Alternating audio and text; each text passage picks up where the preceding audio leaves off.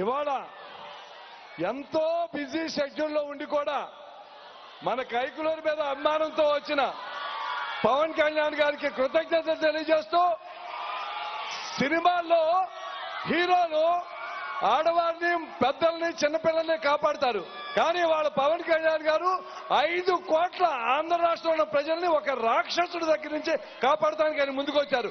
ఆయన real life hero, real life లో hero, సినిమాయే కాదు. ఇవాళ ఆయన పవర్ ఏంటంటే మధ్యాహ్నం 2 గంటలకి ఇన్ని వేల మంది ఉన్నారు. That is Pawan star. ఒక్కసారి విధి ఎంత బలీయమైందో దయచేసి ఒక్క నిమిషం.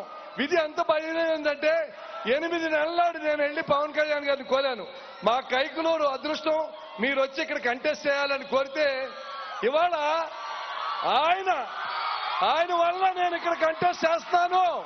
ఎందుకంటే బీజేపీకి, తెలుగుదేశానికి పొత్తు కుదురుస్తుందో మన హీరో పవన్ కళ్యాణ్ గారే కారణం. ఆ కారణంతో నేను ఇక్కడ వచ్చి కంటెస్ట్ చేస్తున్నాను. రెండోది, అందరూ ఇవాళ మీ అందరికీ తెలుసు కైకులూరు ఏం జరుగుతుందో, రాష్ట్రంలో ఏం జరుగుతుందో తెలుసు. నేను ఆయన ఎదురుగా మీకు మాట ఇస్తున్నా, ఇవాళ ఎమ్మెల్యే గారి లాగా నేను అభివృద్ధి చేయకుండా ఉన్న అభివృద్ధి చేస్తా. అలాగే ఎవరిని దూషించను, అందరినీ దూషించారు ఆయన, నేను దూషించను. అలాగే కుటుంబ పాలన తీసుకొచ్చారు వాళ్ళ పిల్లలు వాళ్ళు. అలాగే ఇన్న పొట్ల చెరువులో 455 ఎకరాలు, ఇక్కడ ఆటపాకలో 109 ఎకరాలు, ఒక్కొక్క రైతుకి ఎకరానికి 30,000 తక్కువ చేసి బలవంతంగా తీసుకున్నారు. ఇసుక దందా చేస్తున్నారు. ఇక్కడ షాపింగ్ కాంప్లెక్స్ కొట్టేశారు. ఒకటి కాదు, ఈ దురాగతాలు ఆగాలి. తప్పకుండా పవన్ కళ్యాణ్ గారి నాయకత్వంలో కైకులూరుకున్న 3 సమస్యలు, మొదటిది మంచినీరు, జలజీవన్ మిషన్ ద్వారా మంచినీళ్లు.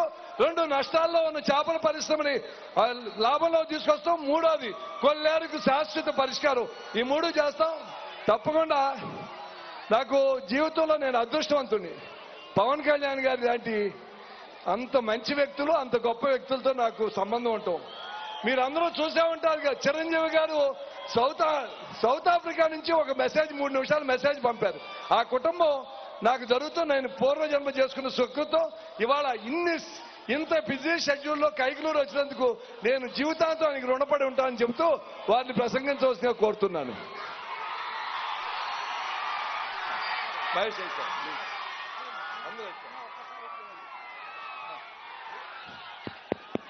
ఒక యంగ్స్టర్ గా దేశంలోనే ఒక చరిత్రను సృష్టించిన క్రికెటర్ అంబటి రాయుడు గారిని మాట్లాడాల్సిందిగా కోరుతున్నాం. చాలా సంతోషంగా ఉంది ఈరోజు కైకులూరు వచ్చి